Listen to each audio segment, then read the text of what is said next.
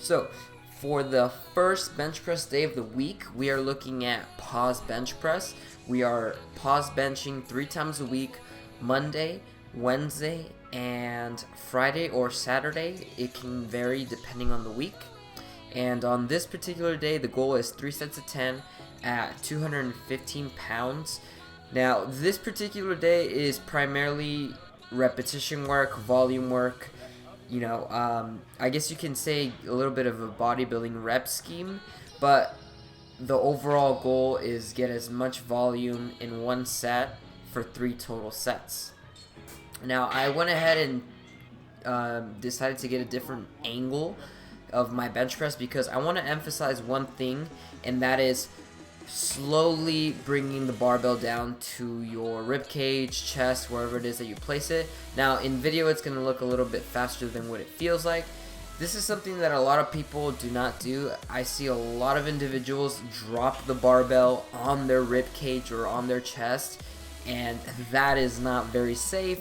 You run the risk of completely shattering a rib or something. You really run a risk of injuring yourself, and that's something you really want to avoid. What you want to do is essentially load your lats, load all the tension on your lats. That way you can utilize them as a spring.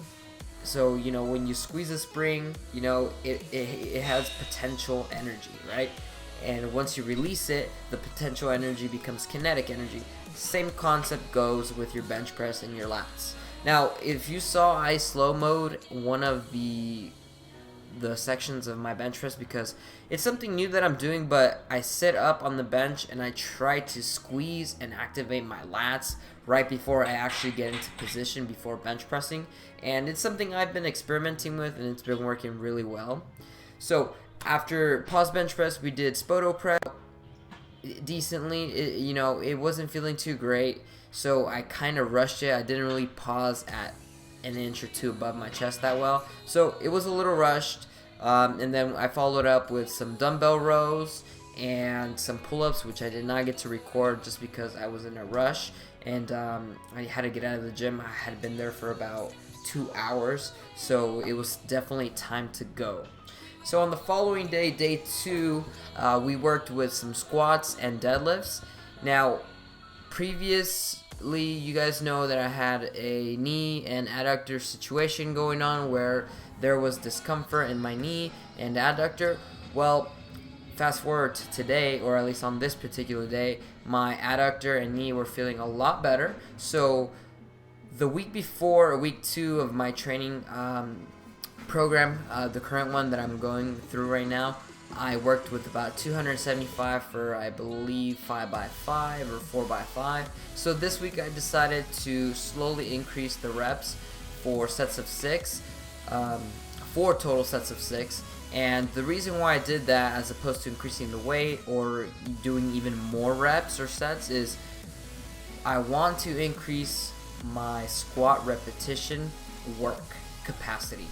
Now, if you guys are not familiar with the term, work capacity is essentially how much work, quote unquote works, hence the word work capacity, you can actually go through or process in a given set. So if you want to build your work capacity, it's exactly what you need to do. You need to slowly increase your reps or sets. That is building your work capacity in terms of your repetition work or in terms of your total volume, and that's sets times reps times total weight.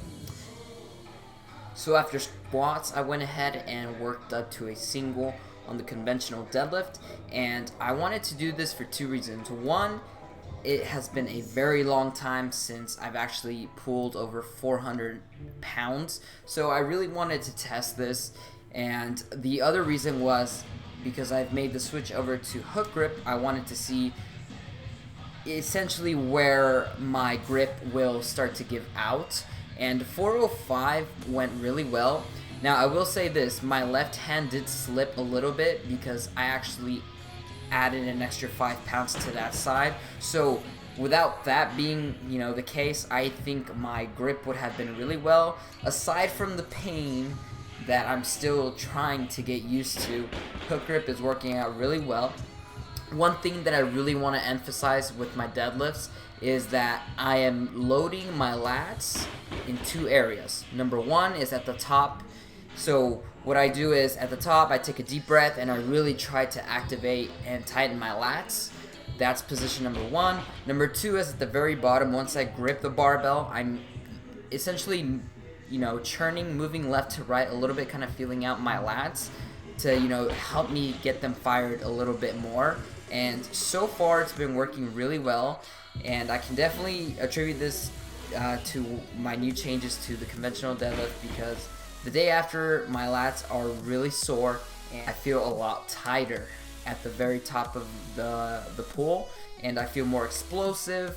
So the main things that I'm really working on is lat tightness, hip hinge, loading my hips and exploding, and really pushing my hips through, which is one of the most important parts to the deadlift, of course. So that's all for this video. I want to go ahead and thank you all so much for watching. If you like this video, please make sure to like this video. If you'd like to see more videos similar to this one with more than just 1 day's worth of training, please make sure to let me know in the comment section below. Again, thank you all so much for watching. If you're not subscribed, make sure to subscribe. I've got more videos coming your way. Have a nice day, guys.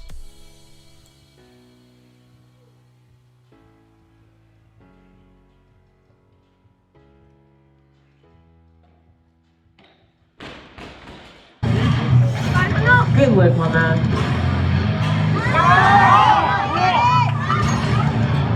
Stop.